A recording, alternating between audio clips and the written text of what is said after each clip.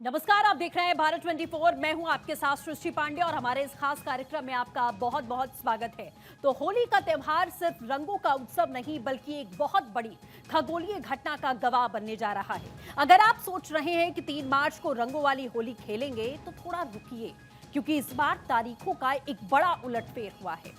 होलिका दहन तो 2 मार्च की रात को ही होगा, लेकिन अगले दिन यानी कि 3 मार्च को रंगों वाली होली आप नहीं खेल पाएंगे। इसके पीछे की सबसे बड़ी वजह है पूर्ण चंद्र ग्रहण। जी हां, इसी ग्रहण के चलते अब रंगों वाली होली 4 मार्च को मनाई जाएगी। अब टाइमिंग जरा ध्यान से आपको नोट करना पड़ेगा। 3 मार्च को शाम करीब 6:17 पर ग्रहण की शुरुआत होगी, लेकिन इसका सूतक काल सुबह 6:20 से ही लग जाएगा। पौराणिक मान्यताओं के मुताबिक सूतक काल में कोई भी शुभ कार्य नहीं किया जाता, इसीलिए उस दिन मंदिरों के कपाट बंद रहेंगे, होली का हुड़दंग नहीं होगा। सूतक काल शाम 6:46 तक चलेगा। वैसे तो ग्रहण दोपहर 3:20 से ही शुरू हो जाएगा, लेकिन भारत में यह चंद्रोदय यानी कि चांद निकलने के साथ ही दिखाई देगा। अब बात करते हैं होलिका दहन की। शास्त्रों के मुताबिक दहन हमेशा भद्रा रहित समय में होना चाहिए। 2 मार्च को शाम 5:18 से पूर्णिमा तो यहां पर लग जाएगी, लेकिन साथ में भद्रा की भी शुरुआत हो जाएगी, जो अगले दिन सुबह तक चलेगा। ऐसे में शास्त्रों ने भद्रा पुच्छ यानी कि भद्रा के आखिरी हिस्से में दहन की अनुमति दी है, जिसे शुभ माना जाता है। तो आप नोट कर लीजिए कि होलिका दहन का सबसे सटीक और शुभ मुहूर्त 2 मार्च की रात 12:50 से लेकर 2:02 तक रहने वाला है। यानी कि दहन के बाद एक दिन का ब्रेक और फिर 4 मार्च को जमेगा असली रंग। इस दुर्लभ संयोग का आपकी राशि पर क्या असर पड़ने वाला है, सूतक काल में किन सावधानियों का आपको ख्याल रखना होगा और ग्रहण के बाद में दान पुण्य का महत्व क्या होता है, इन सभी सवालों के जवाब जानने के लिए हमारे साथ में खास मेहमान जुड़ेंगे। ज्योतिष विशेषज्ञ भी इस समय हमारे साथ में जुड़ रहे हैं। तो सीधे अब आपको अपने मेहमानों के पास लिए चलते हैं और समझते हैं कि इस बार की ग्रहण वाली होली का पूरा गणित है क्या, क्योंकि बहुत सारे सवाल आपके जहन में भी होंगे। क्या करना है, कैसे करना है, होली कब मनाएं, किस समय मनाएं, पूजा पाठ कैसे करेंगे, सब कुछ हम आपको भारत 24 पर बताएंगे। डॉक्टर पूजा भाटिया ज्योतिषाचार्य हमारे साथ जुड़ी हुई हैं, अंशु मल्होत्रा ज्योतिषाचार्य हमारे साथ में मौजूद हैं। हम दोनों से ही चर्चा करते हैं। शुरुआत अंशु जी आपसे करते हैं। जिस तरीके से त्योहार के बीच में कहा जा सकता है कि ग्रहण लग रहा है, हम समझिए कि 2 तारीख को दहन किया जाएगा, बड़ी उत्सुकता होती है होली के त्योहार को लेकर, लेकिन ये पूर्ण चंद्र ग्रहण लग रहा है और एक दिन का ब्रेक। ये ग्रहण किन किन मायनों में दिलचस्प है, लोगों के जहन में जो सवाल हैं उसके जवाब आप कैसे शुरुआत करना चाहेंगे, और सबसे बड़ी बात ग्रहण का प्रभाव इस त्योहार पर कैसे पड़ेगा, मैं इससे करना चाहूंगी। देखिए, ये जो ग्रहण लगने जा रहा है, 15 दिन के अंतराल में ही 2 ग्रहण पड़े हैं और इसका देश दुनिया पे, लोगों पे और कुछ ऐसी खास राशियां हैं जिनके लिए ये अच्छा साबित नहीं होने वाला है। तो वो राशियां पहले मैं आपको बता दूं, सिंह, कर्क, कन्या, मीन और धनु राशि, इनके लिए ये सही साबित नहीं होगा। मनी लॉस बहुत ज़्यादा रहेगा, आपको मनी से रिलेटेड स्कैम बहुत ज़्यादा देखने को मिलेंगे, क्योंकि जब महाभारत का युद्ध हुआ था उस समय इस तरह के 15 दिन के अंतराल में 2 ग्रहण पड़े थे, जो कि अब पड़ रहे हैं। उस समय भी बहुत विनाशकारी स्थिति पैदा हुई थी और तबाही के संकेत इससे और भी ज़्यादा स्ट्रांग हो गए हैं। और इन राशियों के लिए भी कहीं ना कहीं बहुत ज़्यादा संभल कर चलने की चेतावनी है। ग्रहण में आप देखेंगे जो आगे का उसका 1.5 महीने का जो टाइम रहेगा पूरा ग्रहण लगने के बाद का, वो भी राजनीतिक उथल पुथल बहुत ज़्यादा रहेगी। भूकंप का आना या बाढ़ जैसे हमें प्राकृतिक आपदाओं का देखना, ये चीज़ें इतनी बढ़ जाएंगी, क्योंकि चंद्र ग्रहण में आप देखेंगे कि लोगों को आंखों से जुड़ी हुई प्रॉब्लम्स भी ज़्यादा होंगी, हेल्थ इश्यूज भी ज़्यादा होंगे। और ये जो फ्रॉड, स्कैम, बैंक से जुड़ी कहीं ना कहीं कुछ बड़ा फ्रॉड हो गया, मनी लॉस हो गया, ये चीज़ें बहुत ज़्यादा बढ़ेंगी। जी ठीक है, ये असर पड़ने वाला। हम सिलसिलेवार तरीके से एक एक राशि की पर्टिकुलर ऐसे यहाँ पर चर्चा भी करेंगे कि कौन सी राशि पर क्या असर पड़ेगा। लेकिन पूजा जी, आपसे सवाल मेरा ये है कि त्योहार, जो कि त्योहार के बीच में पड़ गया एकदम, 2 तारीख को यहाँ पर दहन की बात है और उसके बाद में जिस तरीके से ये चंद्र ग्रहण यहाँ पर लग रहा है और ब्लड मून इसे सीधे तौर पर कहा जा रहा है, तो सबसे बड़ी बात यही है कि क्या त्योहार में प्रभाव ये डालेगा, होली की विधि विधान पूजा पाठ में क्या इसमें डिफरेंस देखने को मिलेगा? देखिए, त्योहार में प्रभाव तो हमारे पड़ ही गया है। जनरली हम होलिका दहन के अगले दिन ही हम रंगों वाली या फूलों वाली होली मनाते हैं, लेकिन इस बार एक दिन का बीच में गैप आ गया है और कन्फ्यूजन हर जगह 2 या 3 तारीख को लेकर है कि होलिका दहन 2 का होगा या 3 का होगा। लेकिन शास्त्र सम्मत जब पूर्णमासी होती है, साथ में प्रदोष काल होता है, और अगर यहाँ पे भद्रा का हमें प्रॉब्लम आ रहा है तो भद्रा पुच्छ के मुहूर्त में, जो कि रात को 2 की रात को 12:50 से 2:02 का मुहूर्त है, उसमें हम होलिका दहन कर सकते हैं। लेकिन क्योंकि होलिका दहन के अगले दिन हम होली मनाते हैं, लेकिन इस दिन चंद्र ग्रहण आ रहा है, तो यहाँ पे हमारा जो त्योहार है वो प्रभावित हो गया है। तो अब हम क्या करेंगे, 3 की बजाय 4 की हमारी रंगों वाली होली मना रहे हैं। अब 3 तारीख को जो चंद्र ग्रहण है, ये दोपहर को इसका लगभग 3:20 से शुरू होकर शाम को 6:57 तक का हमारा चंद्र ग्रहण रहेगा, और इससे ठीक 9 घंटे पहले हमारा सूतक काल लग जाएगा। अब सूतक काल लगते ही मंदिर के कपाट बंद हो जाएंगे, और कहते हैं कि गर्भवती महिलाएं बाहर ना निकलें, अगर कोई वृद्ध हैं, बच्चे हैं, वो बाहर ना निकलें, खान पान का ध्यान रखें, क्योंकि देखिए कहीं ना कहीं ग्रहण है। अब ये सूर्य और चंद्रमा हमारी 2 ल्यूमिनरीज मानी जाती हैं। अगर हम नवग्रहों की बात करते हैं तो सूर्य हमारे ग्रहों के राजा माने जाते हैं और चंद्रमा रानी की उपाधि दी जाती है। तो जब ये ग्रहण हमारे चंद्रमा जो है हमारे ग्रसित माने गए हैं, तो कहीं ना कहीं वो मेंटल इम्पैक्ट डालते हैं, क्योंकि हमारे शास्त्रों में कहा गया है चंद्रमा मनसो जातक, moon is the significator of mind. तो कहीं ना कहीं माइंड पे इम्पैक्ट पड़ता है। आप देखिएगा इस समय एक जनरल इम्पैक्ट आपको देखने को मिलेगा कि एक जनरल एंग्जाइटी, अजीब सा चिड़चिड़ापन, लोगों के मूड स्विंग्स और एंग्जाइटी लेवल बहुत हाई हो जाते हैं ऐसे में।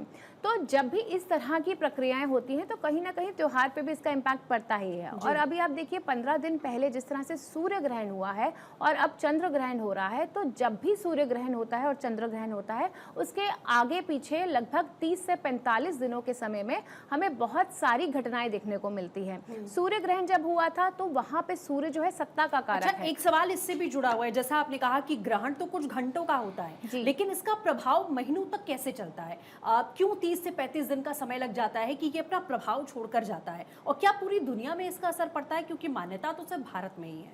जी बिल्कुल, देखिए 30 से 35 दिन का इसलिए माना गया है क्योंकि जैसे हमारा पूर्णमासी से अमावस्या की तिथि को हम लेते हैं तो 15 दिन का प्रभाव तो यहाँ पड़ जाता है, और उसके बाद किसी भी घटना को घटित होने में, क्योंकि देखिए डिग्री वाइज प्लैनेट धीरे धीरे मूव होते हैं, और जब वो प्लैनेट एग्जैक्ट डिग्री से मूव होता है, उस राशि से निकलता है, उसके बाद ही हम ये बोलेंगे कि चंद्रमा जैसे दूसरी राशि में परिवर्तन हो गए और सूर्य दूसरी राशि में चले गए। तो इसलिए हम 30 से 45 दिन का इसका इम्पैक्ट हम मानते हैं।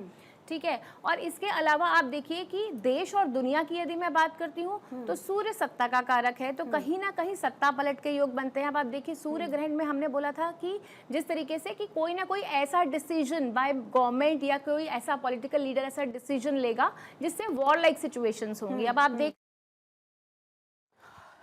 और इसी बीच एक बड़ी खबर आपको बता दें, प्री ट्रेडिंग में शेयर बाजार में भारी गिरावट।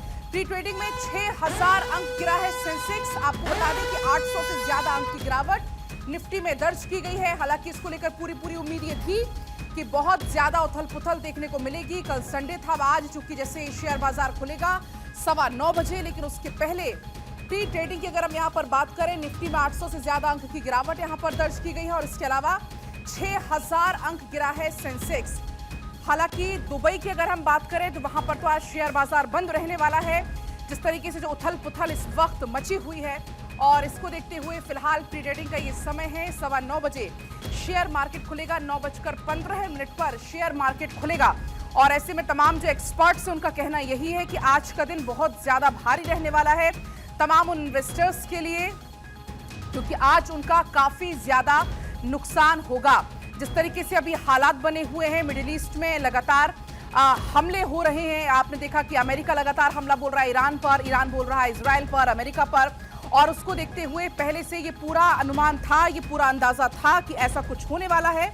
और फिलहाल अब जो प्री ट्रेडिंग उसके जो 6000 अंक बताया जा रहा है कि सेंसेक्स में गिरावट दर्ज की गई है। आपने दुबई का हाल देखा है, जो हालात चल रहे हैं।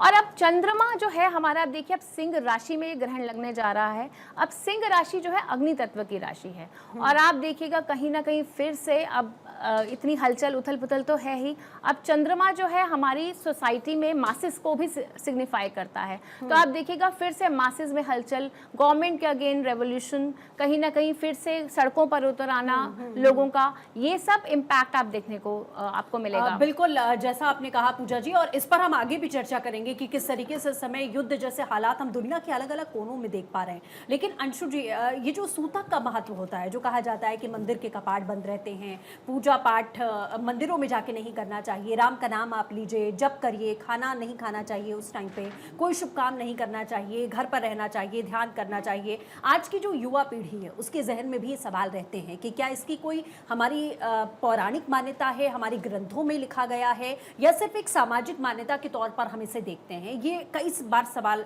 खड़े होते हैं। नहीं, देखिए ये खाली एक सामाजिक मान्यता नहीं है। अगर हमारे शास्त्रों का कोई गहन अध्ययन करेगा तो आप देखेंगे कि उसमें लिखा है कि सूतक काल में खासकर गर्भवती महिला, उसको बहुत ज़्यादा ध्यान रखने की ज़रूरत है, अपने भी और अपने बच्चे की भी, जिससे कि कोई भी हेल्थ इशू, कोई प्रॉब्लम ना हो।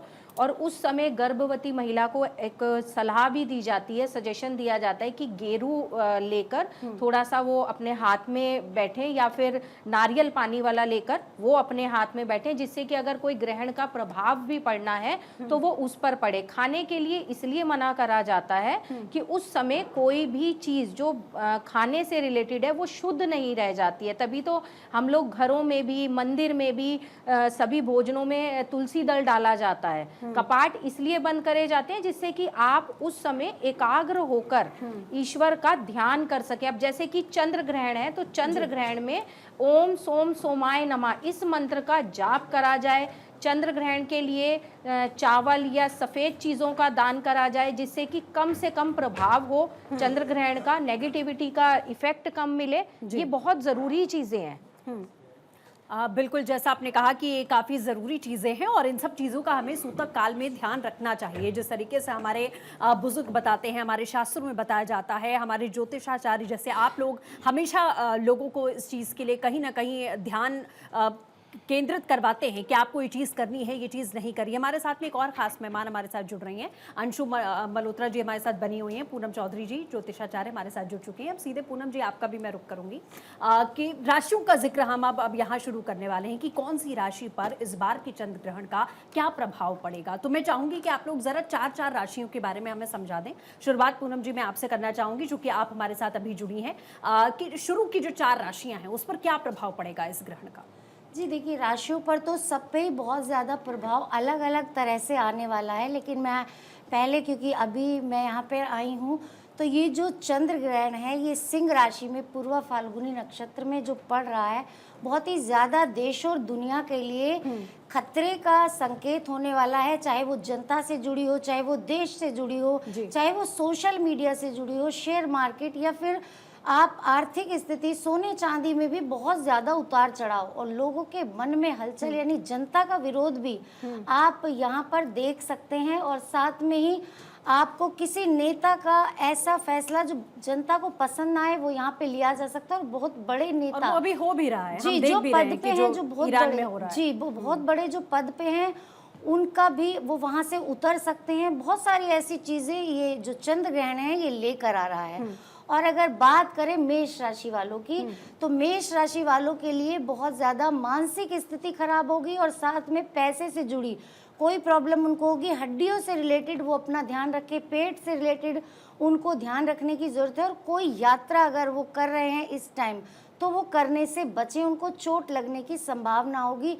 और जो उनको लाभ होने वाला था वो कहीं ना कहीं इस चीज़ को रोक दें, यहाँ पर कहीं पर भी पैसा निवेश उनको नहीं करना चाहिए जी। और वृषभ राशि की बात कर लेते हैं। वृषभ राशि वालों के लिए भी यहाँ पे चीज़ें ज़्यादा अच्छी नहीं दिखाई दे रही हैं। उनको भी कोई ना कोई मानसिक प्रॉब्लम रहेगी, छोटे भाई बहनों से उनको प्रॉब्लम हो सकती है, और उनको मेहनत बहुत ज़्यादा करनी पड़ेगी इस समय में। बहुत ज़्यादा उनको अपनी सेहत का ध्यान खास तौर पर रखना है, और दूसरों से कुछ अगर बोले तो बहुत ज़्यादा सोच समझ कर बोले इस वक्त में आप वो। बिल्कुल। और आप आगे बढ़ते हैं अगर, तो मिथुन राशि की अगर बात करें उस पर क्या प्रभाव पड़ेगा? जी, मिथुन राशि जो कि बुध की राशि है, तो कहीं ना कहीं 4 ग्रह कुंभ राशि में इस समय आए हुए हैं। सूर्य, राहु, बुध और साथ में मंगल भी वहाँ पर बैठे हैं। तो मिथुन राशि वालों के लिए यहाँ पर थोड़ी सी राहत हमें दिखाई दे रही है, लेकिन फिर भी उन्हें संभल कर चलने की यहाँ पे बहुत ज़्यादा ज़रूरत है। किसी से अगर बोले तो सोचकर तोल मोल कर यहाँ पर उन्हें बोलने की ज़रूरत है, अन्यथा वो भी विवाद में पड़ जाएंगे। लेकिन पैसा वो कहीं पर लगा सकते हैं। इस समय में थोड़ी सी चीज़ें उनके लिए बेनिफिशियल दिखाई दे रही हैं। ठीक है। इसी के साथ कर्क राशि की बात करें तो कर्क राशि जो कि चंद्रमा की राशि है, इमोशनल अप एंड डाउन्स इस राशि वालों को बहुत ज़्यादा आएंगे। इनको अपनी माँ का, बहन का, बेटी का भी यहाँ पर ध्यान रखने की ज़रूरत है, क्योंकि इस समय में कहीं ना कहीं वो डिप्रेशन की स्थिति में जा सकते हैं। बहुत ज़्यादा एकाकी वो ना रहें, एकांत में ना बैठें, लोगों से मिले जुले और प्यार से व्यवहार करें। और पैसे को तो अपने थोड़ा देख रखें, क्योंकि कैश की प्रॉब्लम उनको इस समय में कहीं ना कहीं बहुत ज़्यादा आ जाएगी। बिल्कुल, ये समस्याएं हैं इन 4 राशियों के लिए। शुरुआत में अगर बात करें पूजा जी, अब अगर सिंह राशि से आपसे शुरुआत करते हैं कि सिंह राशि पर क्या प्रभाव पड़ने वाला है? देखिए, सिंह राशि में ही ये ग्रहण लग रहा है, तो सिंह राशि वालों को तो विशेष सावधानी बरतने की जरूरत है, क्योंकि सिंह राशि की ढैया भी चल रही है, तो उनको डबल इम्पैक्ट है। तो सबसे पहले तो सिंह राशि वालों को अपनी हेल्थ का सबसे ज़्यादा ध्यान रखना है। कहीं ना कहीं हेल्थ इश्यूज, हड्डियों की प्रॉब्लम, आइस से रिलेटेड प्रॉब्लम, इन लोगों को अपनी हेल्थ का मेजर खास ध्यान रखना है। और कहीं भी कोई भी रिस्की इन्वेस्टमेंट आपको अगले 30 से 45 दिन तक तो बिल्कुल भी नहीं करना है।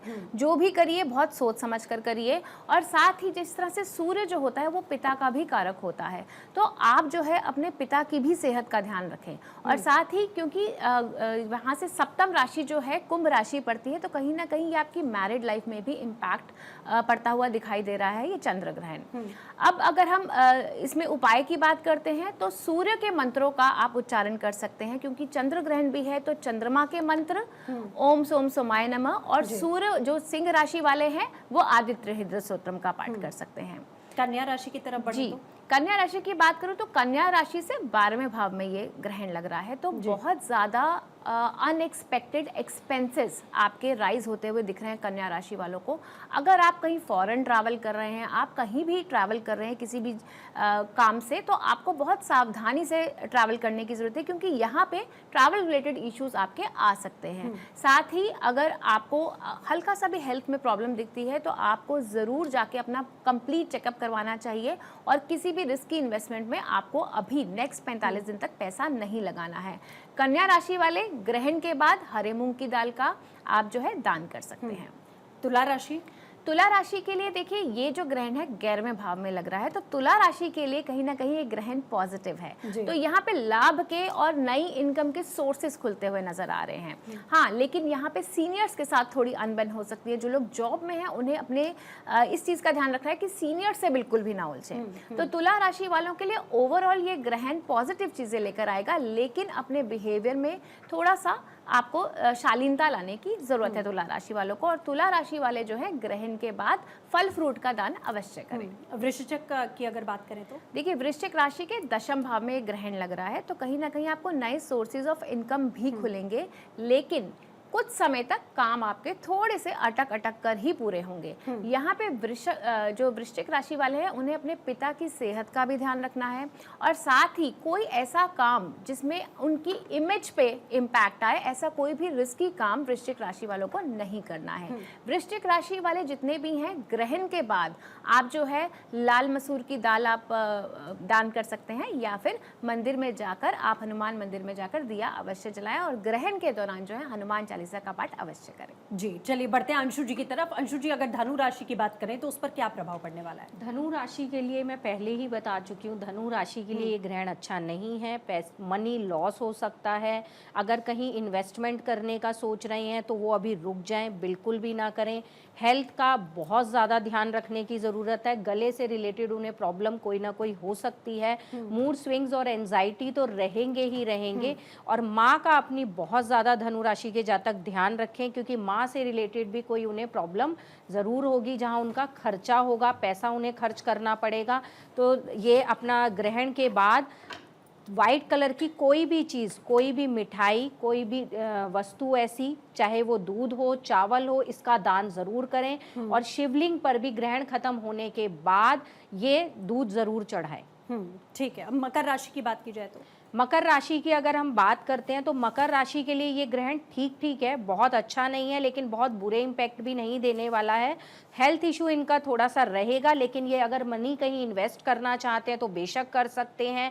और इनका अगर कोई पुराना पैसा कहीं रुका हुआ था तो वो भी मिलने के चांसेस इनको दिखाई देंगे। इनकी चीज़ें थोड़ी सी बनेंगी, लेकिन टाइम लेंगी बनने में, समय लेंगी। कुंभ और मीन की अगर बात करते हैं तो यही दो राशियां बचेंगी। देखिए, कुंभ की अगर हम बात करते हैं, कुंभ राशि वालों को इस समय डिप्रेशन की दिक्कत ज़्यादा फील होगी, एंजाइटी से भी आगे बढ़ेंगे क्योंकि गुस्सा उनका बहुत ज़्यादा रहने वाला है। तो इसलिए अपने गुस्से को कंट्रोल रखें। खासकर वो लोग जो जॉब करते हैं, ऑफिस में उनकी स्थितियां इस गुस्से की वजह से ही बिगड़ेंगी। तो थोड़ा सा अगर अपनी वाणी पर कंट्रोल रख के चलेंगे, संयम रख के कुछ दिन तक चलेंगे तो अपनी जॉब में अच्छा कर पाएंगे। जी बिल्कुल। तो ये राशियों का सार आपने देखा कि सभी 12 राशियों पर इस ग्रहण का क्या असर पड़ेगा। चलिए सीधे एक बार हम फिर से रुक करते हैं। हम बात कर रहे हैं चंद्र ग्रहण की, आपके जीवन पर, पूरी दुनिया पर, संसार पर क्या असर ये चंद्र ग्रहण डालने वाला है। तमाम खास मेहमान लगातार हमारे साथ में बने हुए हैं, लेकिन पूनम जी मैं आपका रुक करूंगी। मैं जानना चाहूंगी कि ग्रहण के बाद में ये माना जा रहा है कि अगर होली की पूजा भी होती है, अलग अलग कल्चर में देखा जाता है, सबकी अपनी अपनी मान्यताएं हैं, कुछ विधि विधान भी यहाँ किए जाते हैं, तो क्या इसके बाद उस पर भी कोई प्रभाव यहाँ पर पड़ेगा, कोई परिवर्तन देखने को मिलेगा, या किसी चीज़ से बचना है, कोई सावधानी बरतनी है, कुछ ऐसा है? नहीं, देखिएगा कि इसके चलते त्यौहार में ऐसा कोई फेरबदल नहीं है। एज इट इज़ त्यौहार मनाया जाएगा होली का, और लोगों में पूरा उल्लास है क्योंकि बहुत सारे लोग इस चीज़ को से बहुत कुछ ज़्यादा अवेयर भी नहीं है, तो उल्लास से वो होली मना रहे हैं। इसमें बहुत ज़्यादा फेरबदल नहीं, उसी हिसाब से कुछ पहले या कुछ बाद में इस तरह से चीज़ों को एडजस्ट करके ये त्यौहार मनाया जाएगा और बहुत अच्छे से मनाया जाएगा। लेकिन क्योंकि सिंह राशि में तो कहीं ना कहीं अग्नि का वो कारक होता है सिंह, और साथ में आपके कुंभ राशि में राहु और मंगल साथ में बैठे हैं, तो उसकी वजह से ये जो अग्नि को ज़्यादा दिखाता है, तो कहीं ना कहीं लड़ाई झगड़ा होने की संभावना इस होली में रह सकती है। तो लोगों को एक दूसरे से बस बहस करने से बचना है, एक दूसरे के प्रति द्वेष भावना नहीं रखनी, क्योंकि देखिए होली तो वैसे भी प्यार का त्यौहार है, रंगों का त्यौहार है, और कहते हैं कि इसके होली के बाद नई शुरुआत एक होती है। इस समय हमारा क्योंकि नया वर्ष भी विक्रम संवत की स्टार्टिंग होती है, तो इसमें जो चीज़ें पुरानी हैं, जिस तरह से ऑफिसेज में पुरानी चीज़ें, हमारा जब लास्ट का डे एंड होता है, मंथ एंड होता है, तो क्लोजिंग होती है, उसी तरह होली पे सारी पुरानी चीज़ों को जला दिया जाता है। सारे नकारात्मक जो शक्तियाँ हैं वो खत्म हो जाती हैं होली के साथ ही। तो यही इसमें मैं कहना चाहूँगी कि नकारात्मक चीज़ों को यहाँ पे जलाइए, किसी से लड़ाई झगड़ा है उसको जला दीजिए, उसको ख़त्म कर दीजिए, लोगों से प्यार करिए, उनको गले लगाइए और अच्छे से होली मनाइए, क्योंकि ये इसके बाद एक नई शुरुआत होती है। तो यहाँ पर क्योंकि चंद्र ग्रहण के कारण भी थोड़ा सा लोगों के मन बहुत ज़्यादा उग्र रहेंगे और कहीं ना कहीं वो उदास भी फील करेंगे। किसी का प्रेमी उससे मिलने नहीं आया, या पति उससे नहीं मिला, या कोई दोस्त आपसे नहीं मिला, तो इस कारण लोगों के मन में बहुत ज़्यादा हलचल इसमें देखने को मिल सकती है। लेकिन उसके बावजूद भी होली उसी तरह से मनाई जाएगी, और अपने आप में क्योंकि ये त्यौहार ही ऐसा, और लोग अच्छे से मनाएंगे, प्यार से ही एक दूसरे से होके मनाएं। बस थोड़ा सा अपने गुस्से पर यहाँ पर कंट्रोल करें। बिल्कुल, तो अपने एग्रेशन को कहीं ना कहीं कंट्रोल में रखना है, क्योंकि ये त्यौहार भी ऐसा है कि लोग कहीं से भी आपको रंग लगाएंगे, पहुंच जाएंगे, त्यौहार मनाएंगे, तो थोड़ा सा कंट्रोल रखना पड़ेगा लोगों को। लेकिन पूजा जी, जैसे बात लगातार एग्रेशन की हो रही है, नकारात्मकता की हो रही है, पूरी दुनिया पर इसका क्या प्रभाव पड़ेगा? क्योंकि अचानक से हमने देखा कि कल एक खबर आई, जैसा आप लोग जिक्र भी कर रहे थे, आप तीनों ने ही जिक्र किया कि कोई एक बड़ा सत्ता परिवर्तन यहाँ हो सकता है, किसी बड़े लीडर की तरफ से कोई बड़ा कदम उठाया जा सकता है। हम देख रहे हैं कि ईरान, अमेरिका, इजराइल के बीच में इस समय क्या हो रहा है, जिसमें कई देश अब इन्वॉल्व होते हुए दिख रहे हैं। ये युद्ध की जो स्थिति चारों तरफ हमारे दिख रही है, बनी हुई है, इसका प्रभाव क्या पड़ने वाला है? देखिए अगर हम जब भी ग्रहण की बात करते हैं 15 दिन में सूर्य ग्रहण और चंद्र ग्रहण लगता है तो कहीं ना कहीं बहुत मेजर, एक तो अगर मैं मंडेन लेवल की बात करती हूँ तो अर्थक्वेक्स की स्थिति बनती है। अब चंद्र ग्रहण बन रहा है तो आप चंद्र ग्रहण में देखिए ये जल तत्व से हम इसका संबंध बनाते हैं, तो आप देखिएगा कहीं ना कहीं जल से संबंधित नेचुरल कैलेमिटीज आपको देखने को मिलेगी। दुबई हो गया, मिडिल ईस्ट हो गया, यहाँ पे आपको अनएक्सपेक्टेड रेनफॉल्स दिखेंगी जो प्रॉब्लम क्रिएट कर सकती हैं। और उसी और तरीके ये से प्लेन क्रैशेस की ये जो सिलसिलेवार तरीके से हम देख रहे हैं, पिछले साल तो अहमदाबाद का बड़ा क्रैश था ही, उसके बाद माना गया चलो इस साल तो हो सकता है, संभावना जताई गई कि कुछ कमी आएगी, लेकिन वो क्रैशेस लगातार बढ़ते जा रहे हैं, सिर्फ अपने देश में नहीं अलग अलग देशों में हम देख रहे हैं। उसका एक और रीजन ये भी है कि देखिए अभी तो विक्रम संवत जो है हमारा अभी 2082 ही चल रहा है, तो हमारा नववर्ष, हिंदू नववर्ष अभी शुरू नहीं हुआ है, तो अभी हम पिछले साल की ही जो गणनाएं हैं वो मार्च तक हम इसको कंटिन्यू करेंगे। और दूसरी बात, यहाँ पे मंगल और राहु का अंगारक योग भी बना हुआ है। जब जब मंगल राहु का अंगारक योग बनता है तो अब कहीं ना कहीं इस तरह से वॉर लाइक सिचुएशंस बनती ही बनती हैं, और ये योग जो है लगभग 45 दिन तक रहता है। अभी मंगल लगभग 6-6.5 डिग्री का है और 30 दिन तक आप इसका इम्पैक्ट देख सकते हैं।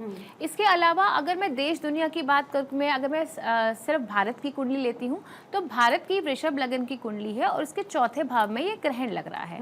तो आप देखिए यहाँ पे चौथा भाव जो होता है हमारा मासिस का होता है, तो कहीं ना कहीं सरकार द्वारा, गवर्नमेंट द्वारा कुछ ऐसे फिर से नियम लिए जाएंगे, कोई ना कोई डिसीजंस लिए जाएंगे या कोई बिल पास हो जाएगा जिससे फिर से जनता जो है देश की सड़कों पर उतर सकती है। तो ये भारत में हमें स्थिति दिख रही है और कहीं ना कहीं करंट रूलिंग पार्टी के अगेंस्ट बहुत ऑपोजिशन होता हुआ दिख रहा है। वहीं अगर मैं यूएसए की कुंडली देख रही हूँ तो यूएसए की कुंडली जो है वो वृश्चिक लगन की कुंडली है और वृश्चिक लगन की कुंडली में दशम भाव में ये ग्रहण पड़ रहा है। तो आप देखिए वहां पे भी सत्ता के अगेंस्ट बहुत मेजर चेंजेस, सत्ता पलट के योग बन रहे हैं। जो हमारे वहाँ के प्रेसिडेंट हैं उनके अगेंस्ट भी बहुत मेजर रिवोल्ट होता हुआ आपको नजर आ रहा है। और उसके बाद अगर मैं यहाँ पे पाकिस्तान की कुंडली देखती हूँ तो मेष लगन की कुंडली है पाकिस्तान की और पंचम भाव में ये ग्रहण लग रहा है और साथ ही 11वां भाव भी कहीं ना कहीं इम्पैक्टेड है। तो कोई मेजर आप देखिएगा किसी मेजर पॉलिटिकल एसोसिनेशन का योग पाकिस्तान में भी बन रहा है। तो अगर मैं मंगल राहु का युति का कॉम्बिनेशन करूं और इसके साथ साथ मैं सूर्य ग्रहण और चंद्र ग्रहण की गणना करूं तो अगले 30 से 45 दिन काफी क्रिटिकल है। वॉर लाइक सिचुएशन तो देखिए शुरू हो ही गई है, ये एग्रवेट होगी नेक्स्ट 45 डेज तक, लेकिन जैसे ही गुरु राशि परिवर्तन करेंगे तो स्थिति थोड़ी संभलेगी भी। ठीक है पूजा जी, अब आपका रुख करती हूँ और बात जरा जेब की भी कर लेते हैं कि इस ग्रहण का बाजार पर क्या असर पड़ेगा, सोने चांदी के रेट पर क्या असर पड़ेगा। अब जैसा शेयर बाजार की बात हो रही थी कि उसमें भारी उछाल आने वाला है, इस सेक्टर में क्या प्रभाव है? अंशु जी। 16 अप्रैल से 20 अप्रैल के बीच में शेयर मार्केट में बिल्कुल सनसनी मच जाएगी क्योंकि बहुत ज़्यादा शेयर मार्केट नीचे जाएगी और सोने और चांदी के भाव में बहुत ज़्यादा उछाल रहेगा। और जो लोग ये सोच रहे हैं कि अभी और नीचे जाएगा हम तब खरीदेंगे, इंतजार कर रहे थे कि अभी इंतजार गिरेगा, बिल्कुल, तो वो इंतजार बिल्कुल भी ना करें। अगर खरीदना है तो खरीद लें। और बिल्कुल सही कहा ज्योतिष आचार्य जी ने कि कुछ ना कुछ ऐसा बिल पास, कोई ऐसा निर्णय लिया जाएगा जिससे कि लोग फिर से सड़कों पर उतरेंगे, आंदोलन होंगे और कोई ना कोई किसी बड़े देश में आतंकवादी हमला भी होगा। ये भी बहुत ज्यादा स्थितियां बढ़ती चली जा रही हैं।